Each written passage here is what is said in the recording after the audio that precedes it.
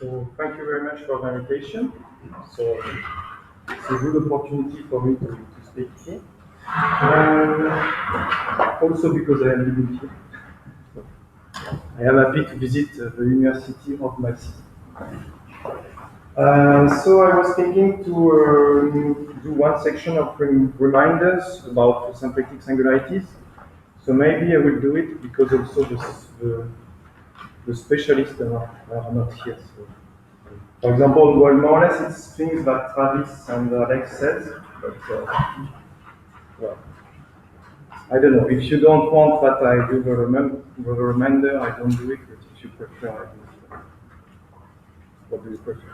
What do you think reminders about? It's a reminder about symplectic singularities. So terminalization and these kind of things. We heard it last week in the school. Just the definition. So. Okay.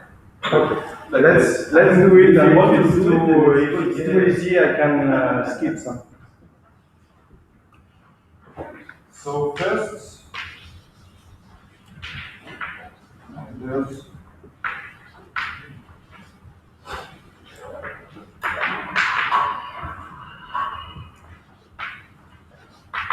well, I will focus on quotient singularities.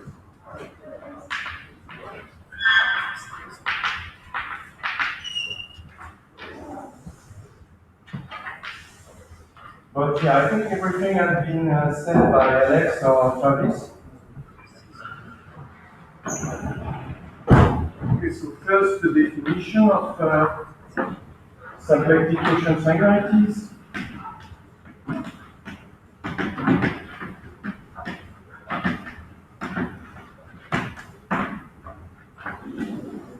So the definition is very easy. So singularities of analytic type C to N quotiented by G. With G a symplectic group.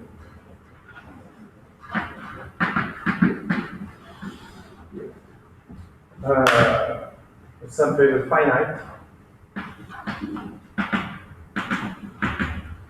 symplectic. Okay, so this is a symplectic quotient singularities, just for this. Some remark maybe. So this is actually the name is correct because the symplectic quotient singularity will be a symplectic singularity. Okay, because so if you remember the definition of symplectic singularities, you need that it's normal. Even the assumptions of the group G. So it's a symplectic group. So it's a subgroup of S2N. Yes, exactly. So it is a symplectic singularity. This is called symplectic. Sorry? Does it have the name of the reflection or it doesn't have? No, it doesn't need to be generated by reflection. Just a symplectic group, so you take a symplectic form on C to N and it has to fix the symplectic. So it is a symplectic singularity. Because, so if you remember the Alex talk, there was three conditions, so it's normal. So this is okay because it's quotient, so every quotient singularity are normal. So two, it was you need to have a symplectic form, so this is clear, it's induced by a symplectic form of C to N. So.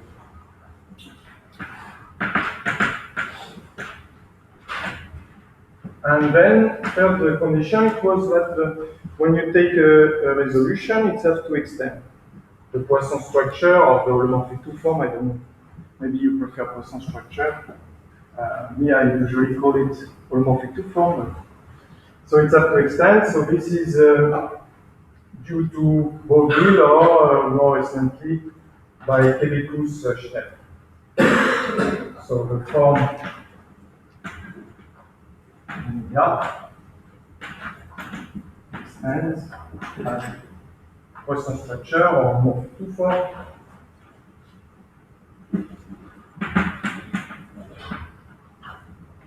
To resolution.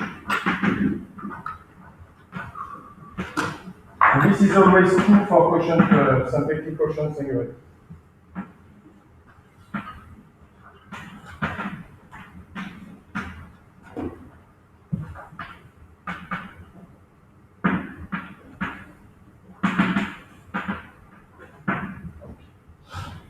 So here there is no problem.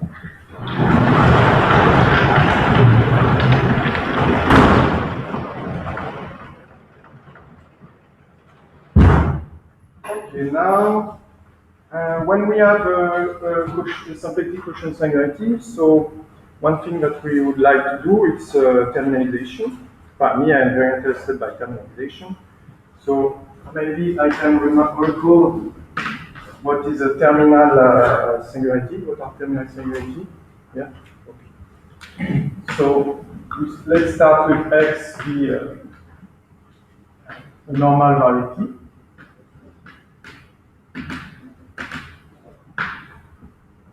So we say that X as terminal singularity. So here it's a bit more general than just in the symplectic case. If for all resolution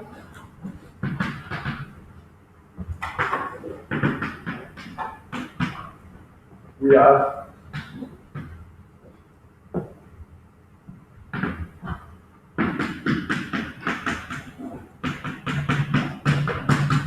so the canonical of Y will be written in this way. So this will be the exceptional divisor.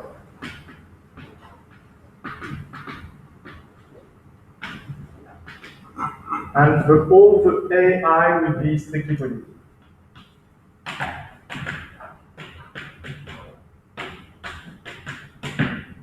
So what does it mean? So it means that when you do a resolution, necessarily some divisor key will appear on the canonical. So you cannot keep doing a resolution, you cannot keep, for example, if you start with something symplectic, this will be trivial. So you cannot keep the canonical trivial when you do a resolution. So in some sense, it means that you don't have possible partial resolution that will keep the symplectic structure. Necessarily, the symplectic form will be degenerate when you do resolution. So it's what it is. Okay, so now there is this theorem of Namikawa.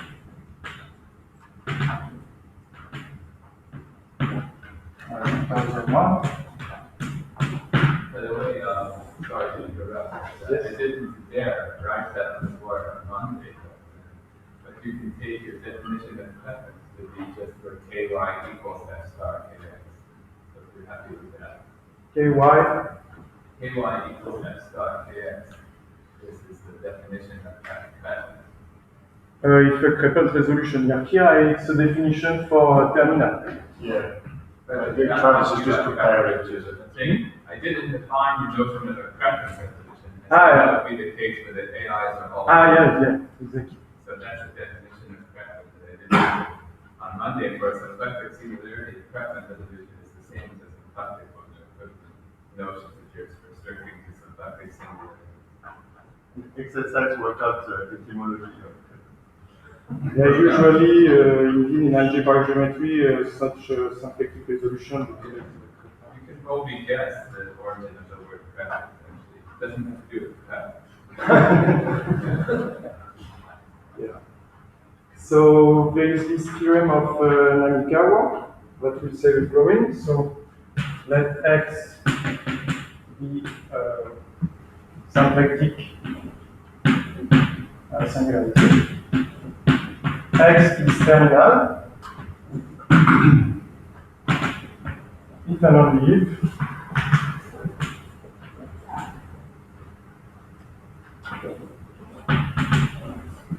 the codimension of the singularity. So I can use the singularity of x, I will always denote it like that. And the way that I'm sorry to tricky that, but probably X, we need to have some additional property here that the gas be defined. Yeah, it's true. I didn't want it to be too much precise, but indeed you need to assume that key x is Q Cartier. Yeah, I didn't want it to make some assumption that it would be well. So I am lying a little bit, but it's just to avoid technicality. Well, yeah, you could argue that by writing the equation, gas has to be defined. Yeah. This equation needs to have a sense. So this equation needs to have a sense.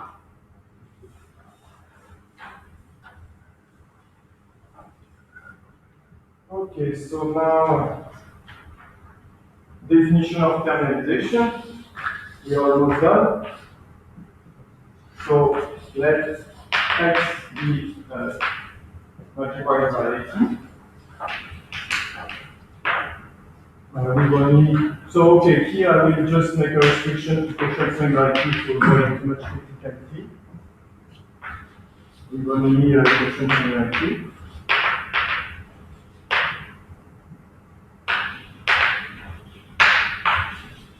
And then y be Q factorial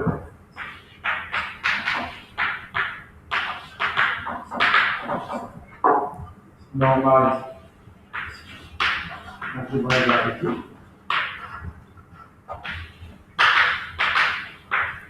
We got the terminal singularity.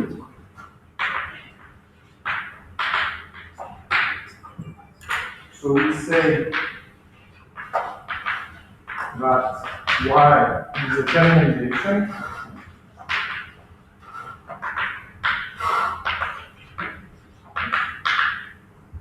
of x if so there exists okay, maybe I will go here.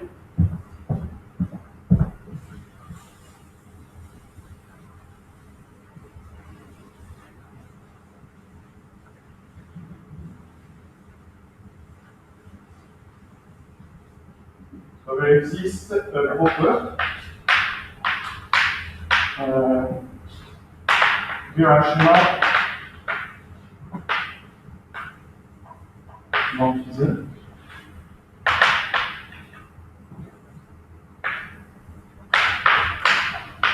such that it's present. So meaning that we have this equation. Okay. So this is a terminalization. And there is the theorem that Travis recalled yesterday, which is that the Quotient resolution. So yeah, for me a terminalization it's always Q factorial. There is two possible conventions, or you don't assume Q factorial and then you have to say Q factorial terminalization. Or you include Q factorial in the definition. So me I am more for this convention. So I always assume that the terminalization is Q factorial. Okay, so there is this famous theorem, DCHN, that say that terminalization always exists.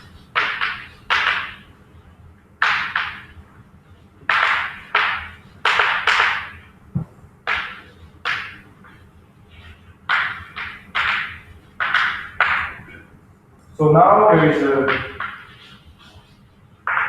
natural problem to classify, well, very hard problem probably, the terminalization of symplectic quotient singularity.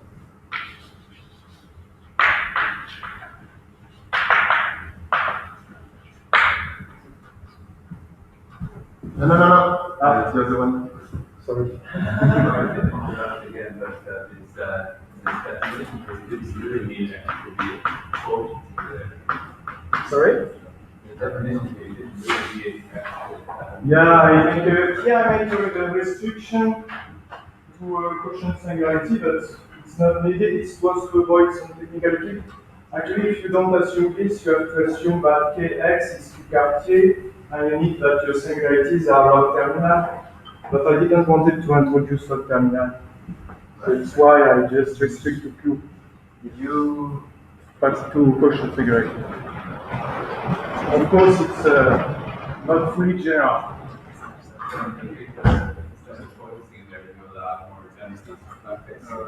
Yes, sure. But me, in this talk, I will concentrate on quotient singularity, so I didn't want it to be too much general. Well, if you want the fallback of Kx is Ky. Yeah. Oh, yeah. Yeah.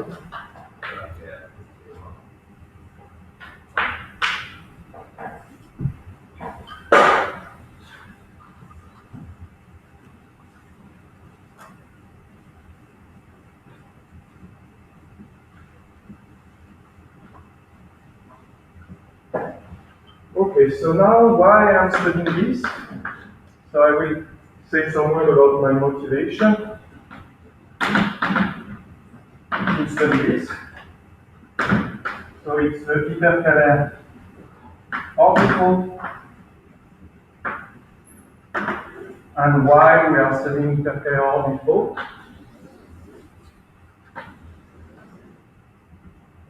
So first we will recall the definition. So well, I will start by recalling the definition, and then I will give some examples.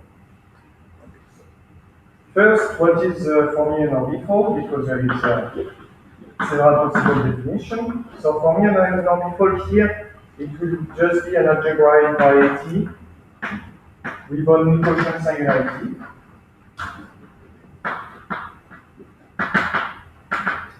Okay, we could do something more general and consider that it's a complex space. But, well, for this talk, I will restrict myself to algebraic things, and that we could do something more general. But for this talk, I think it will be enough. So, and yeah, I will keep also the notation. Well, it was the same notation as Alex. So X reg will always be the smooth part of the variety.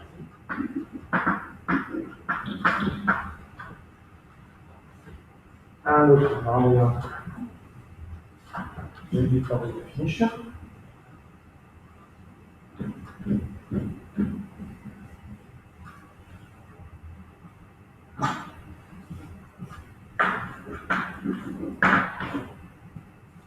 Okay, so the compact. So if it's not compact, then the definition will not be the same. So I have to assume compact. Hyperkähler orbifold is a projective orbifold such as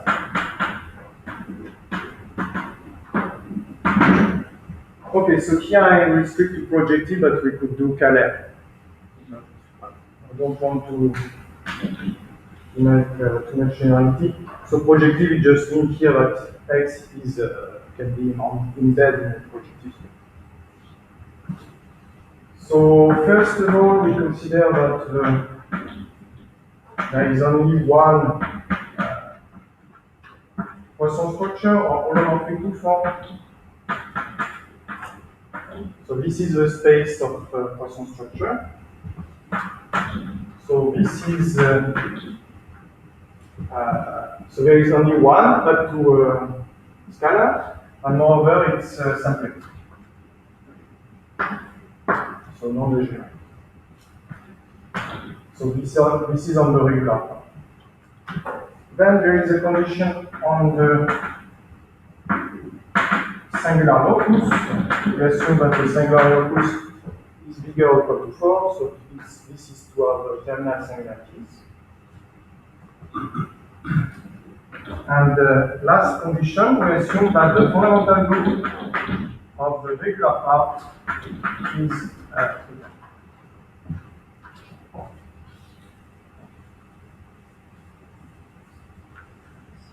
So why we are studying this object? So if you know Hyperkähler manifold, maybe you know, if you already heard about, and it's a generalization of Hyperkähler orbifold. So in the first part, what is the sigma? What is the sigma? Yeah, this is the space of holomorphic two form. Okay. But the sheaf, it's the sheaf of holomorphic two form, and so this is the global section of holomorphic two form. So these are the holomorphic two form which are defined on all X. But you can just assume that it's a space of Poisson structure. Okay. But sigma is one of them, and it's all events per. Yes. That's what you were talking about. There is one which is sigma, and actually it's the only one. But Okay. Nice. Okay, now where it was? Yeah. So why we are studying this object? So there is a very important theorem, which is the Bogomolov decomposition theorem. So it is Bogomolov Campana. So it was first proved by Bogomolov in the smooth case and then generalized by Campana in the orbifold case in 2004. So let's Y be a compact. Here also I restrict myself to projective, but we should assume Kähler.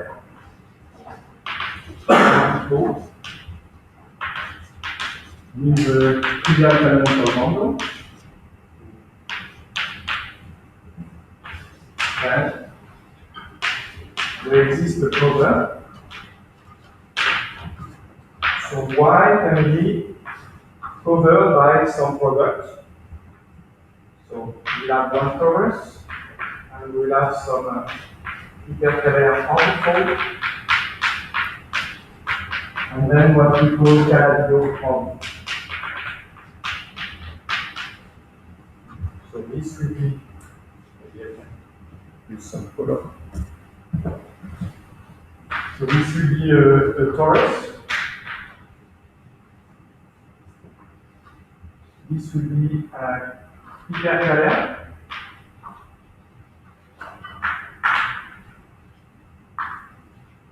I hope it's not too down, maybe it's too downstairs. And this here is Calabi.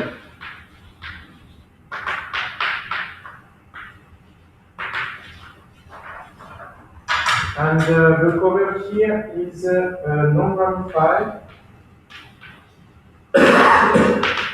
in the orbifold sense.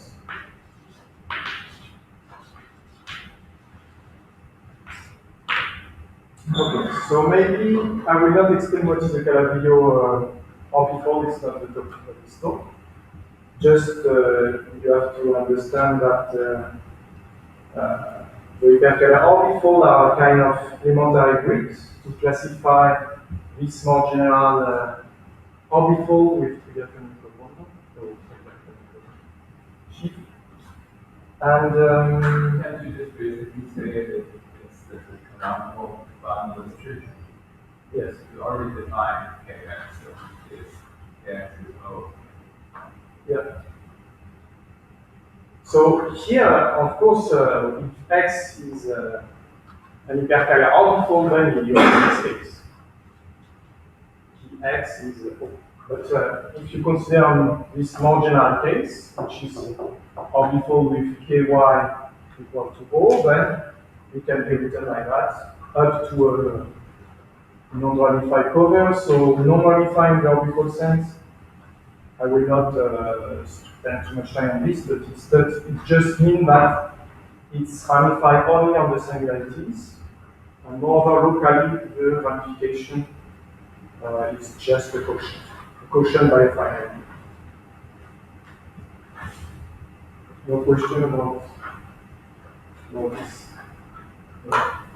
Only I'm confused about why is a Hyperkähler orbifold not a Calabi-Yau?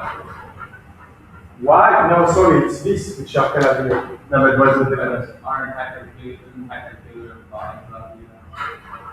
No, because here it's yeah. So it can be can have a kind of confusion. So this is in the strict sense. Calabio in the strict sense. Ah. So maybe I can also the definition of Calabio. So the polynomial is the SU polynomial. So the Hyperkähler one. Yes. So here the polynomial will be S here n, and here the polynomial will be SU. Yeah. So here we assume that there is no holomorphic two form. There is just holomorphic volume form. There is just a holomorphic volume form. Okay.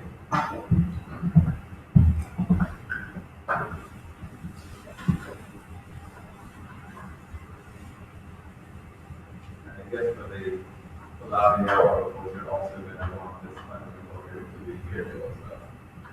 Yeah, for sure.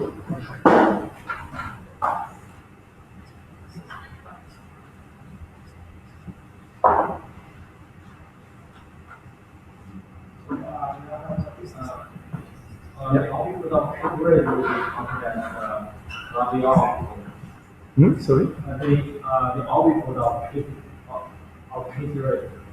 K3, the K3 surface? Yeah. Yeah, exactly. I am coming to this. So good question.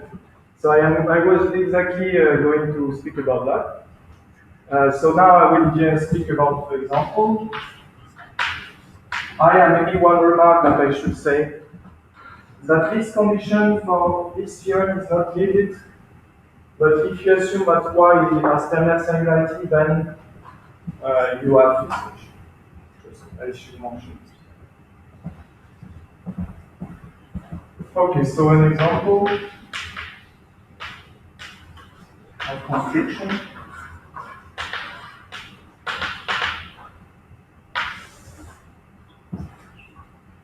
So the K3 surface. So actually in dimension 2, the Hyperkähler orbifold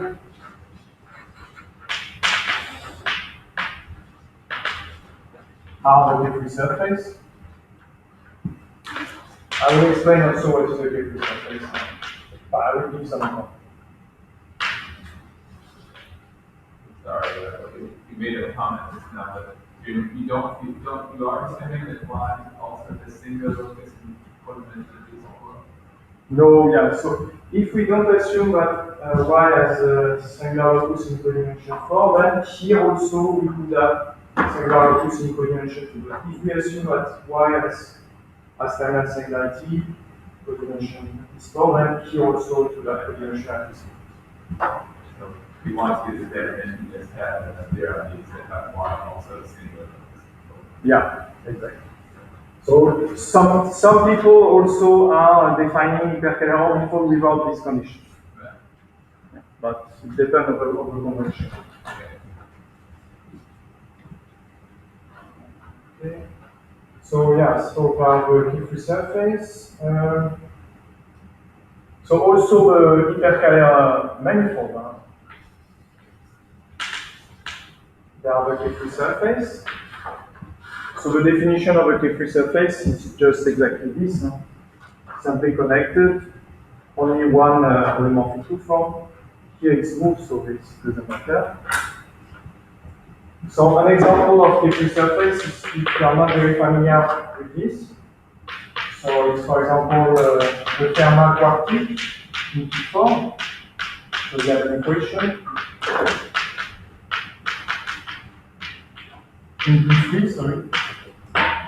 So this is a K3 surface. Every quartic actually in K3 are K3 surface. And you can also define K3 surface as a surface which are diffeomorphic to quartic. Okay. Now I will take G. So as you can see, this equation has a lot of symmetry. So what we can consider now on a K3 surface is some automorphism. So I will take G be symplectic automorphism on S. Okay.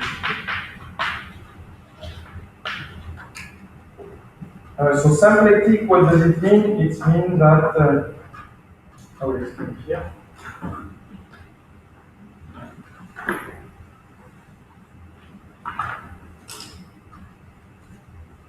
So we say that the automorphism is symplectic if it fits the homomorphic 2 form,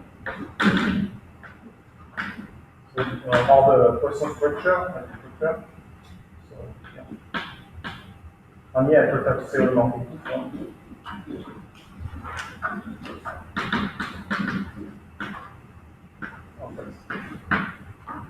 So this is symplectic. And we can consider an example on this K3, for example. So we take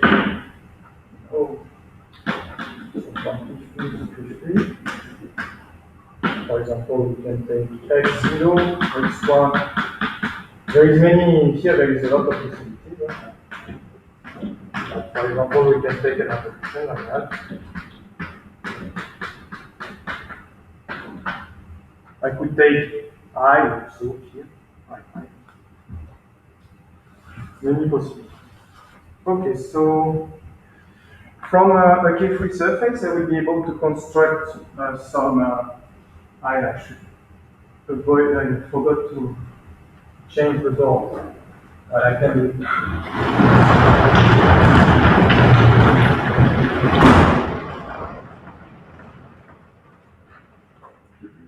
So from an automorphism on a K3 surface, we will be able to construct some Hyperkähler Orbifolds in the following way.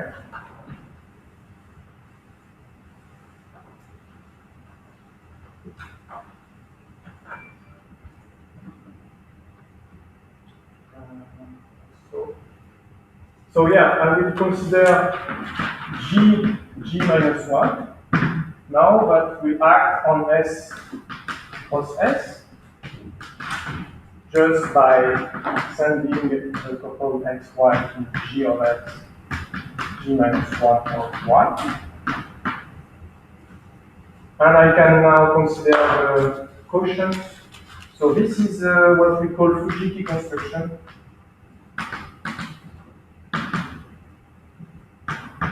It's the whole idea of Fujiki on the 80s that was completely forgotten, but very useful. So we set S, C, D. I will explain it. And we quotient by S0, G minus 1. I forgot to say what is S0.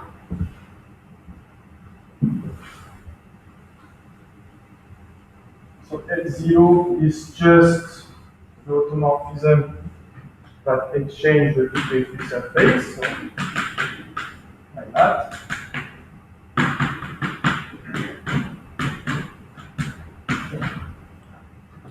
And this is the terminalization, or two-factorial terminalization.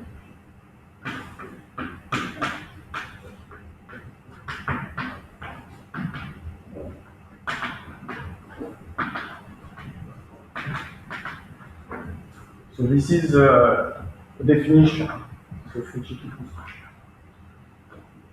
Okay, and so now I have to do some remark. What is CD? Yeah, sorry, I forgot to say this. With D, so with CD, so CD is just the cyclic group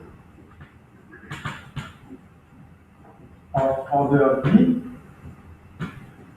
and D is the order of G. It's a notation to say that we have used the cyclic group of order D to make the construction, because then we could also, when I will explain this later if I have time, we can also use a more complicated group. Here I just took some cyclic group, but we could do the same construction with a much more complicated group. That's why I specify the group that we use for. Is it clear? Or? So it only depends on the order of G, doesn't depend on G. Yes, exactly. It's what I will explain now. So it will only depend, so the deformation class. The deformation class of this will only depend on the order of G, not of the order. I will just take, I will go. If G is the identity, it's a symmetric product. Yeah, exactly. So if D is the identity, it's the Hilbert scheme of 2.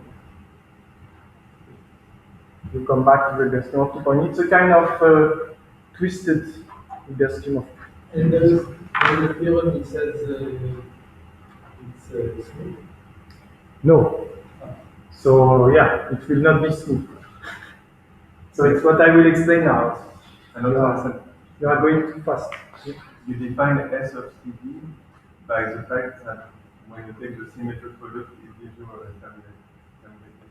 No. So this map is the terminalization. And what is S of CD? F. S of CD. F is so this is the terminalization of this here. Take G over D, you get the terminalization of this, and we call C. No, but there is a 2. That's an notation.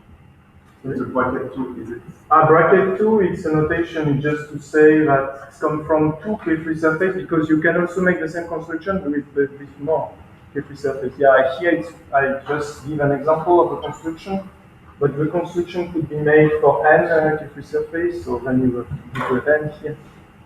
And Yeah, that's what it was a symmetric product. It's just a parameter. yeah, it's just a parameter, it's just a notation. Sorry. It's maybe yeah.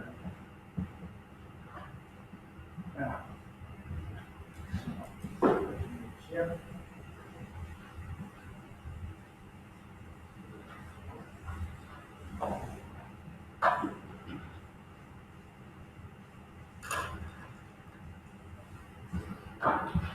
Okay, so what I wanted to say now. Yeah, so why I am giving a name to this guy? Because there will be a deformation equivalent. So this is due to a theorem of Hyperkähler. So because a priori the terminalization should not be unique, so but up to deformation it will be unique. So Hyperkähler. So it's why I'm giving a name. Okay, the theorem is more general, but I'm just applying it in my case. So for D fixed, all the terminalization, 2 factorial,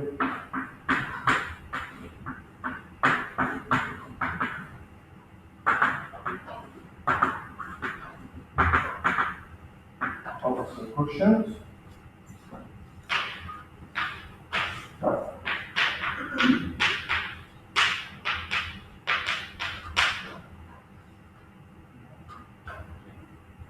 Are deformation.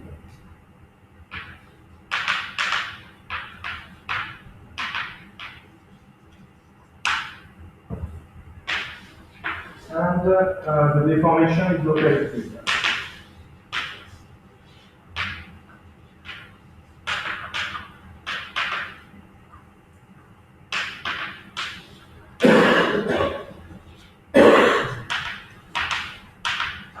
So in particular,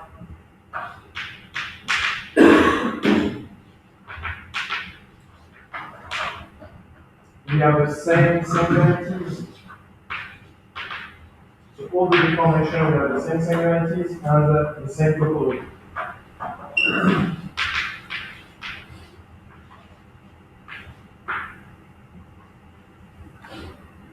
Okay, so now a natural question is this variety here that we construct, is it an Hyperkähler orbit? So there is this proposition. So if SCD is an orbifold, then it's an hyperkähler.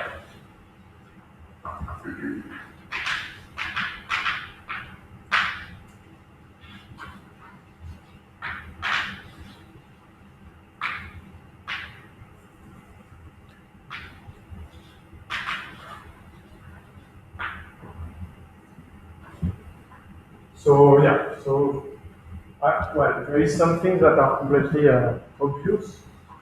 For example, the singularity here clearly will be in dimension bigger or equal to 4, just because we took a terminalization. The symplectic structure, here there is a symplectic structure because we assume that this was symplectic. And here the terminalization keeps the symplectic structure. The only hard thing to, a little more harder, is to verify that the smooth locus is simply connected. So, but the main problem is to understand if it's still orbifold or not. So if the terminalization is you can reduce the symplectic connectedness of the singular locus to being with revolve simulations throughout the whole singular time. Sorry, I didn't hear. You can reduce the symplectic connectedness to the case of just the co-dimension bootstrap throw out the co-dimension for the whole singular Yes. points. Yes. Show that reduce then to the two-dimensional case that the resolution has to be symplectic connected. Yeah, so actually what happened is if this is generated by reflection, complex reflection, then it will be here to be simply connected. Exactly. Yeah. So it's a theorem, but we can. It's not driven by a symplectic reflection, it's somehow only the symplectic reflection part can be resolved. Yeah. So then, Yeah, the rest exactly. of it will not be symplectic connected. Exactly. So you got a finite like the no symplectic reflections of a vector space, and the smooth part is not that gamma is the fundamental group of the smooth part. So, Yes, that's right. Yeah. So here you can I extract. misunderstood what you said. I said you can only resolve the reflection part, Okay. and the rest of it will get through the So actually here you could take if you have a different group, more complicated, you could take the subgroup generated by reflection. This will be a normal subgroup. You can take the quotient first, do the terminalization, then you can quotient again by the rest of the group, and the rest of the group will be your fundamental group for the smooth locus. Okay.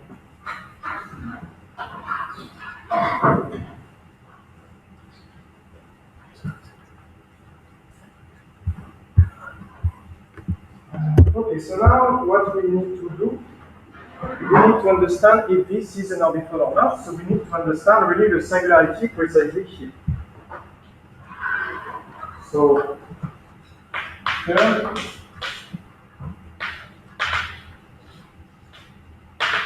the singularities of the quotient.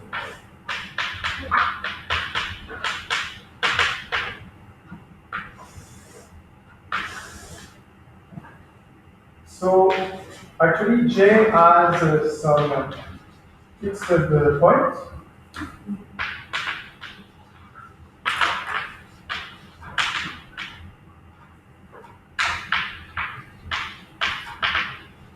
We can even be more precise, so this is the proposition of this movie. So what are the possibilities for J? And what are the properties of J? So actually there is only several orders that are possible. And for each of these orders we know the fixed locus.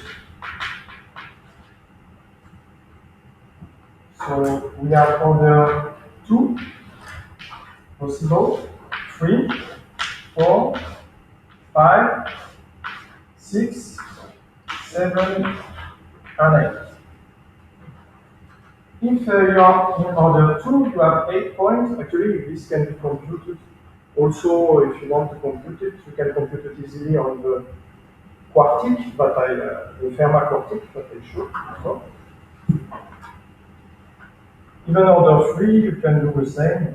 So for every K3, it will be like that, but you can compute it on a precise example. So for 4, you will have 4 fixed points. For 5 also. For 6, you will have 2 fixed points. For 7, 3 fixed points. And for 8, 2 fixed points.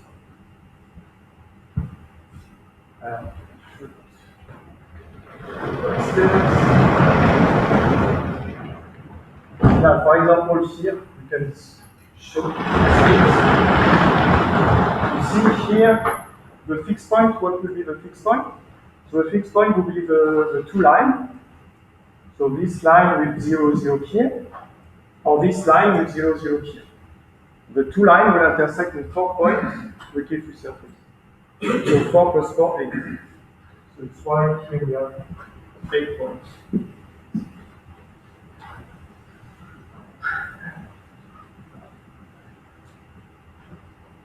When you say the 2 lines will intersect in 4. So one line intersecting 4 points, and the other line will intersect in 4 points.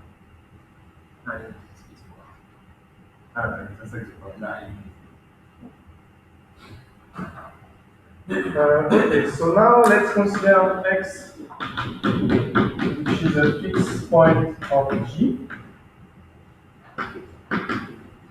Then xx is a fixed point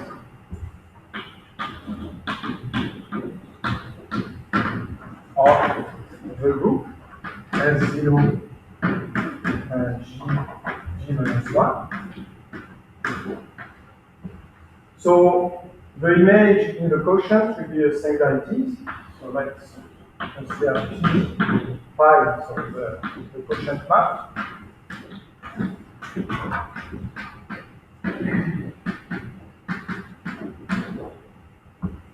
So phi of xx is a singular point.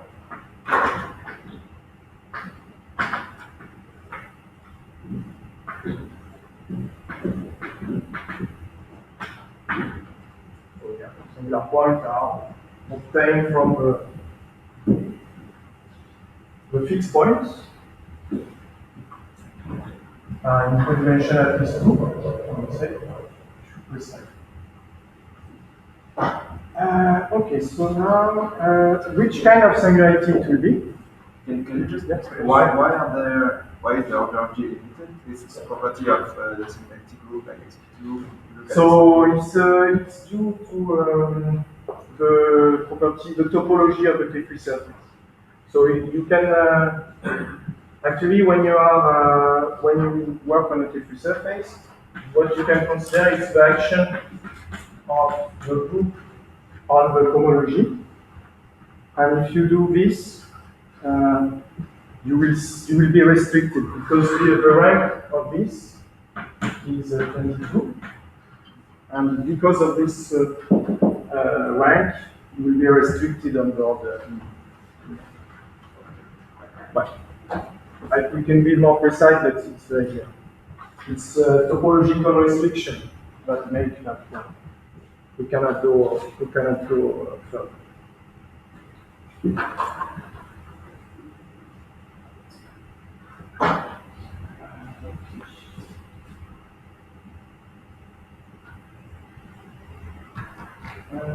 Now where I was, so yeah, we can understand what are the singularity of this.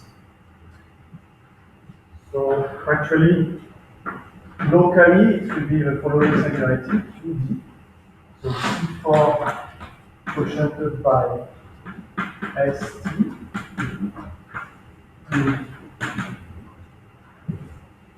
ST S, which just exchanging the 2 K3, so locally it will just be exchanging 2 part of 2C2.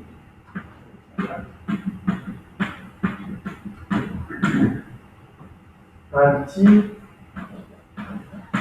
is just a group, a symplectic group of order D. So locally it will be on this form.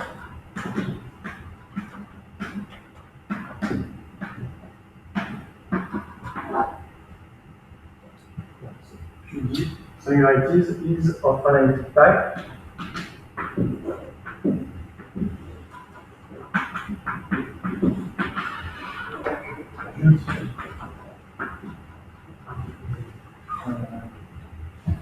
So now what we would like to do is to try to find a terminalization of QD.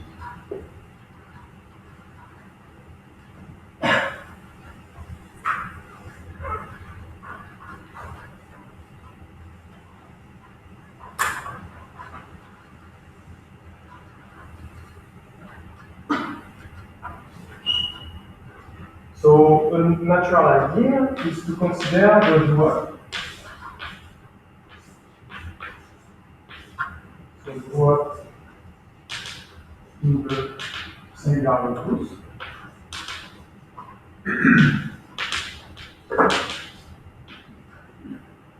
So actually, you know, Alex gave some idea about dual, but quickly the idea of dual is, for example, for the cone.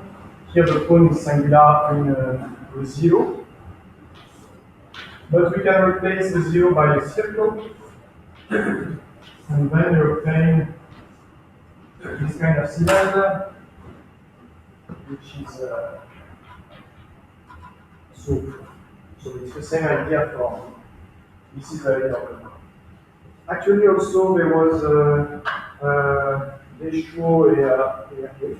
But here you are not saying that the blow is No, here the block is. Yeah, here in this easy case, the block is smooth, but in general, when you do the block, it's not necessary. Good remark. So actually, also there was Deschaux and Amiens that compute the quiver. So I think it's for D bigger than 3. So here the quiver of the singularity is that for people that like quiver. So D, and there is a loop. And when you do the blow-up, the singularity that you will obtain will be without the loop. So this was computation by Deschaux and Amiens.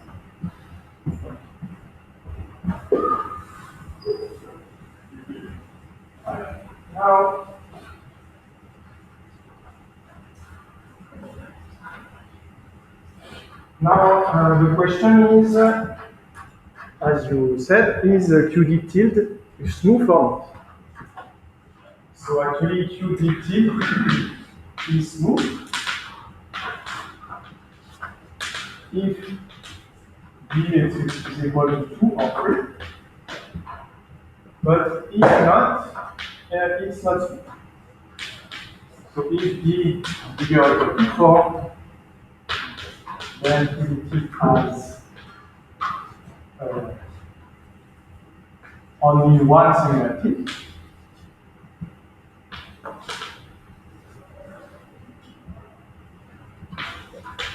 Only one singular point.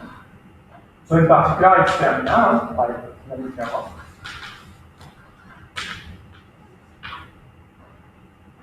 So the question now is it Q-factorial? To solve our program, we need to understand now if it's Q-factorial.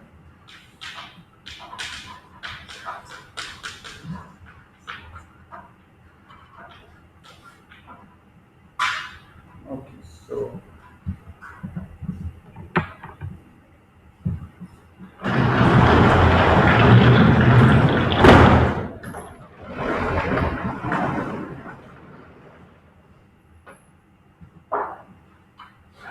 so there is actually this singularity has been studied by. And you before you were just talking about terminalizations. I guess it's definitely a issue of terminalization. That you need to be Q-factorial. Yes, because yeah, I always maybe sometimes I forgot to say Q factorial, but the definition of orbifold, it's Q factorial terminalization. In the definition. For me, terminalization is always Q factorial. Right? There is different convention, but for me, So sometimes I forgot to record when I say terminalization. I always mean 2 factorial. I should record it all the time since there is a confusion. So yeah, it's why I absolutely need. But it's 2 factorial. If it was not 2 factorial, then we'll have a lot of problem actually, because if it's not 2 factorial, then the deformation will be not clear, and so then to define the moduli space, because then we work a lot with moduli space, it will not be so clear. So it's why I think for me the good definition is 2 factorial. No.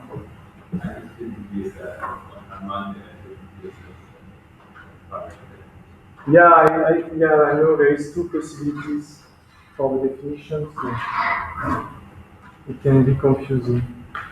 Okay, so now there is a theorem of Bellamy, Bonafé, Duclos, Levy, and Summers of 2001 and of 2021,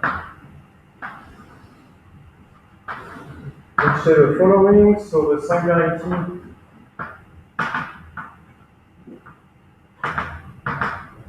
of QD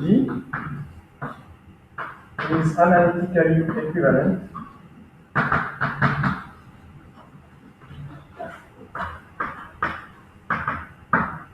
to ZD, which is the Calogero model space,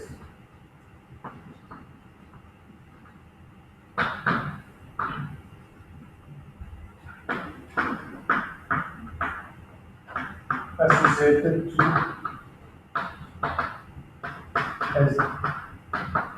S, the general. And now, so actually, this data group has only one class of complex reflection when D is odd. So if D is odd,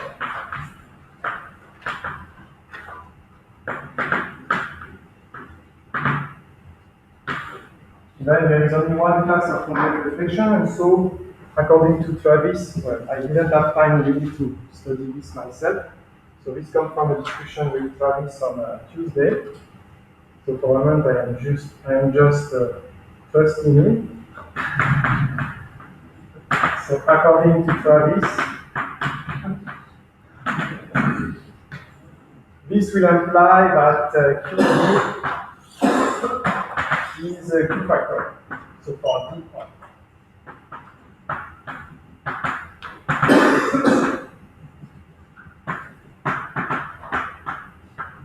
Okay, so it remains to solve the problem for the even. But for the even, there is something that can happen. So now let's assume that D is even. Actually, here the solution is a bit different because we have a subgroup, normal subgroup. This is a normal subgroup.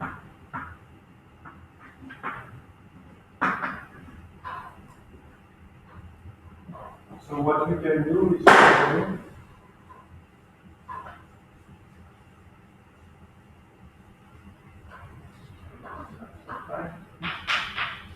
I will just denote T bar the quotient.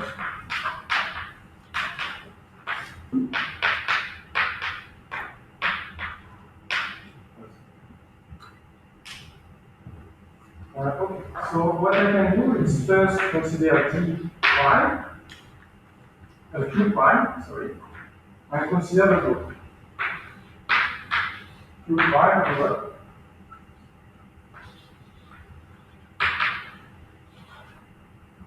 But since this is a normal subgroup, T bar induces an automorphism here. And also, I took the growth in the singular locus. But the singular locus is invariant in the direction of T bar. So it's also induced here the term of C. So now what I can do is to take a quotient. So I can consider QD. So QD can be written QD prime, QD by T. And now I can take just QD prime, T quotiented by T bar. At T bar, a priori, I will have some fixed locus in codimension. So we have to go up again.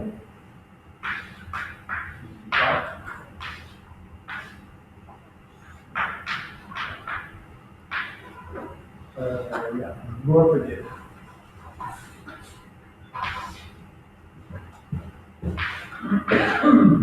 So this is the door in the component of codimension of singularity.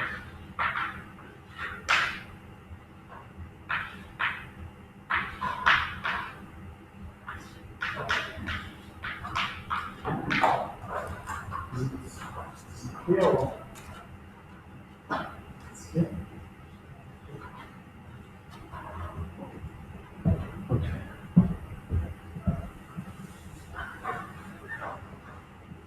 So now the question is,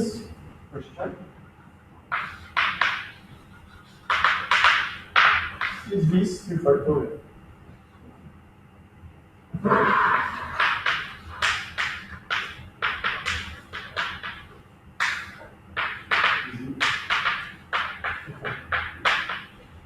So actually, for example, if D prime is equal to 3, then this is Q factorial. Actually, this will have only one singularity.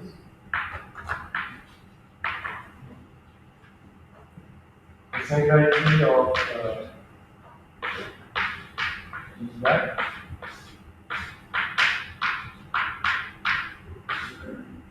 The G analytically equivalent to C4 presented by plus minus 1. Now, because for 6, this will be smooth. So for D equal to 6, this is smooth. And T bar actually will fix one surface and one point. But the surface is just A1 surface. So when you block, you solve the singularity and only one point. Example will remain. Okay, but I don't know, for example, what happened for 4. The problem is still open for higher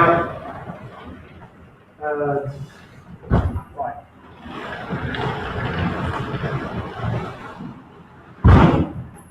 Okay, so now how much time do I have? 10 minutes. 10 minutes? Okay, so I can tell you very fast, maybe, about the generalization.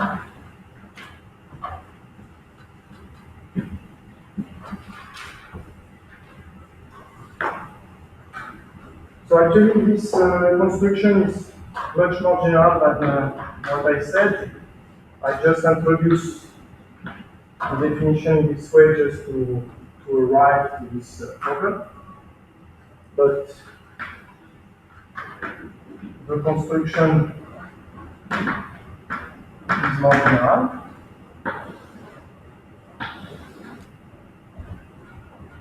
Well, maybe I don't have time to explain this. So there is yeah, maybe I can explain this fast. For D prime equal to 2, I thought you also check this. Yeah, so for D equal to 2, then it's because So for D prime, yeah, for D prime equal to 2, it will be smooth. So for D prime equal to 2, this is smooth, and this T bar will have only one surface fixed. So when you solve them, it will be smooth. So for indeed, I forgot to say this. For, case, it's that to be equal to 4. so for G prime, yeah, for G prime equal to 2, this is good.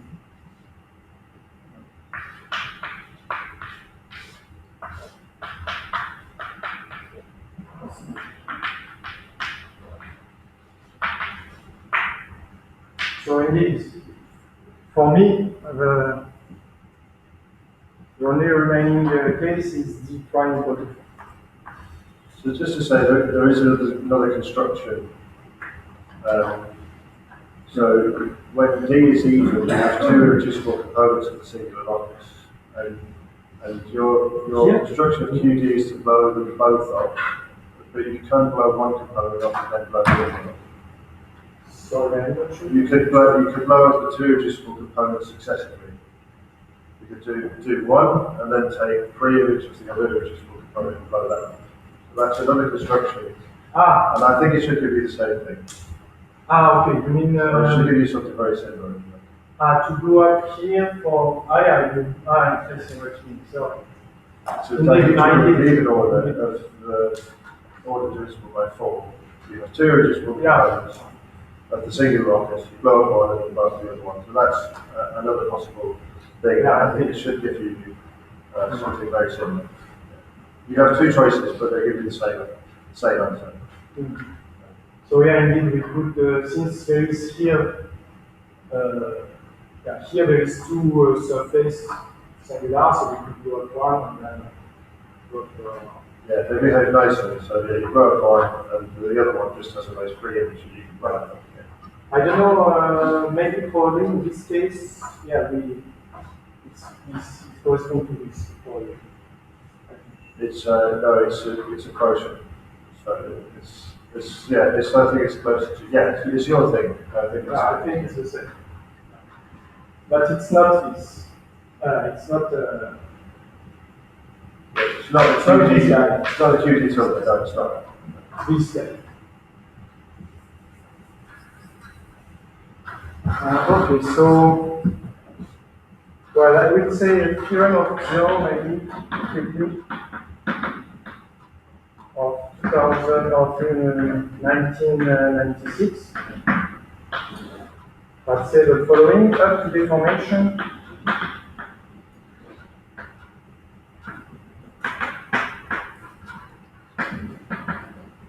there are 81 possibilities.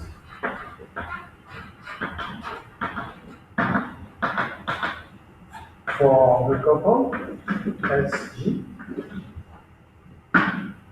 So here I only consider G cyclic, but there is still, there is actually 81 possibilities. And moreover, the possible singularities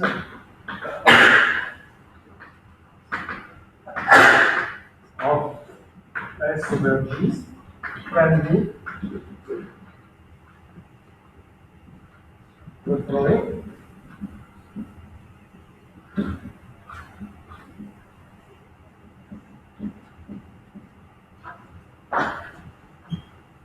So it's, I don't know if everybody know ATE singularities or? Yes? So I can say, here it could be A1, AK. So it can be AK for K from 1 to 7. It can be half the convention. So this is binary hedral, but I think the convention is to take one less.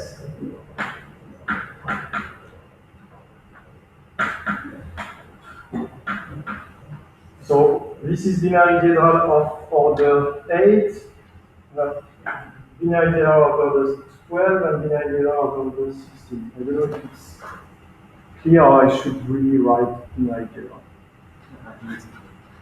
I think it's okay. It's okay? Okay.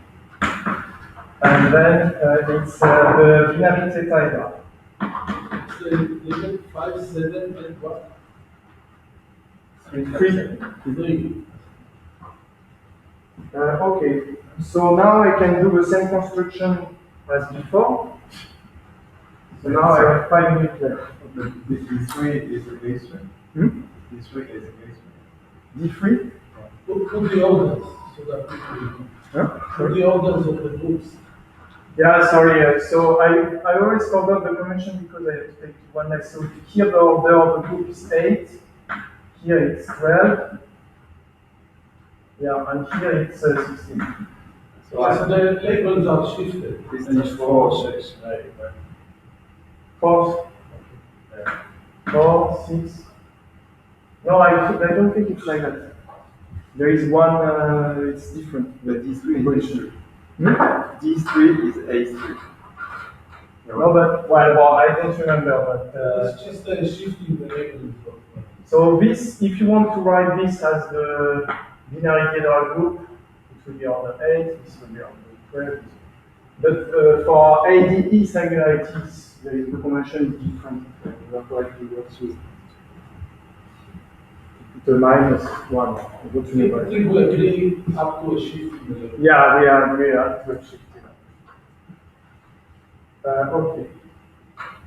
So, I don't know if I have enough time. But Daniel is still not happy. With another D3 is order 6. I should have really speak about group and not about this. What do you like? Okay, so actually maybe I will be a bit fast here. So what we can do is we can write the following. We can make the same construction as before. I will not be completely precise because when there is a risk that I am out of time, but the idea is to make the same questions like that. Well, this is not precise, but just to give you an idea.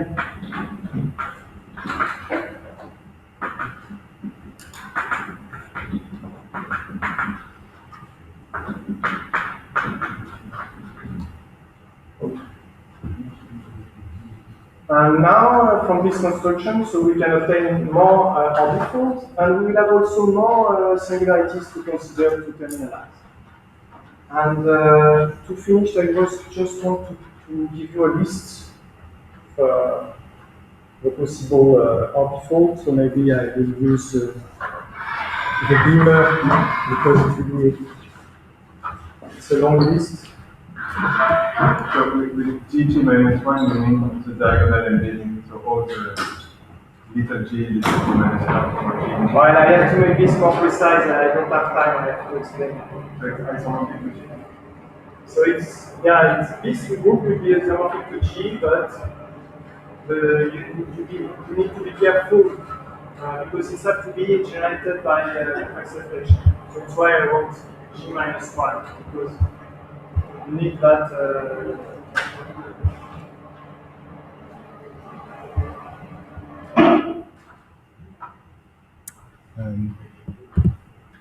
You want to? So here, it's just to explain you the singularities. So CK would just be the cyclic group, DK is just the general group, and AK, it's the number of isolated singularity of this kind.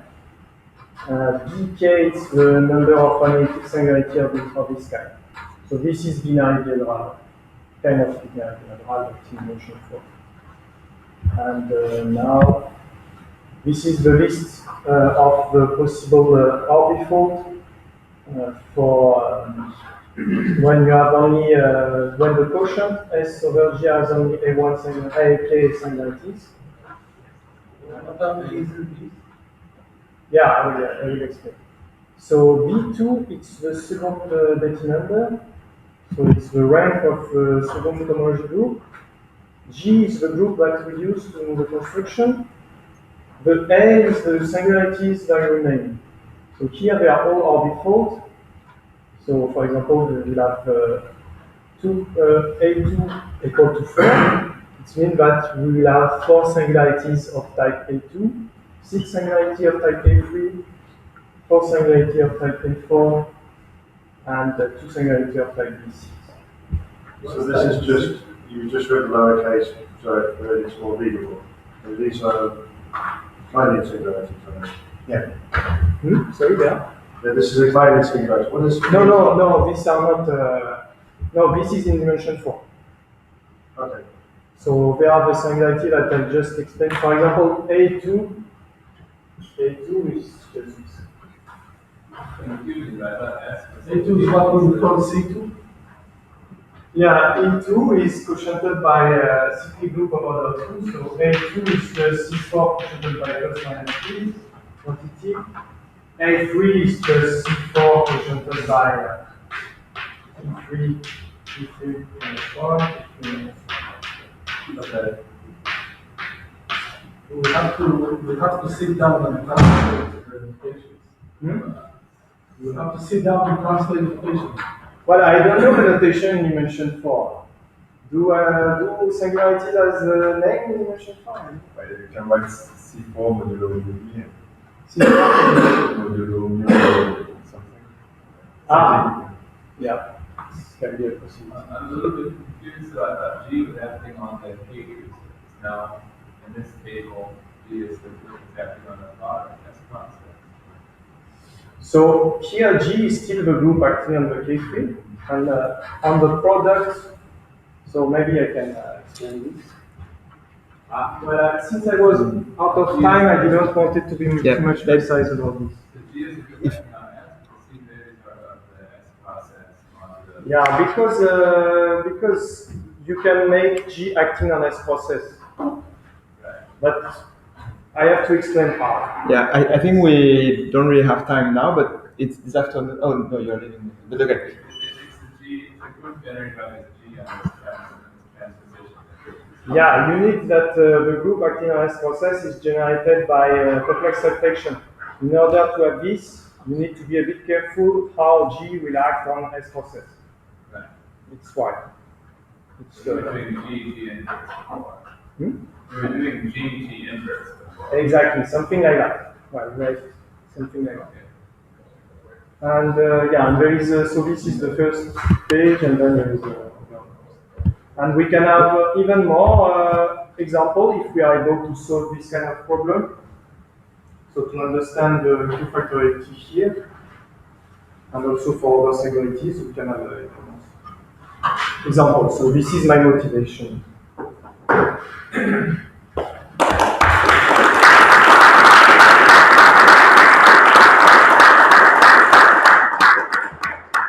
Thank you very much. But there are some discussion. If there is a quick question, we can take it now.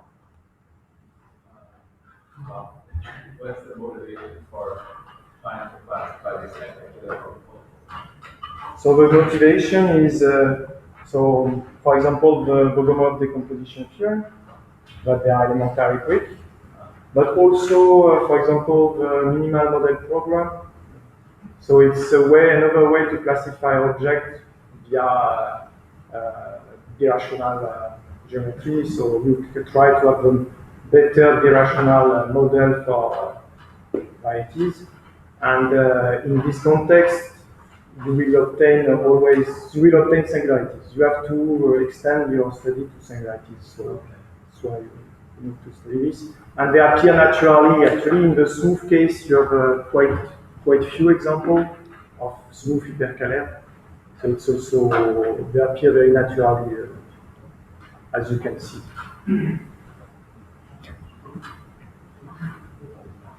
But yeah, of course, it's a very important question. Okay. Well, let's thank Grégoire again.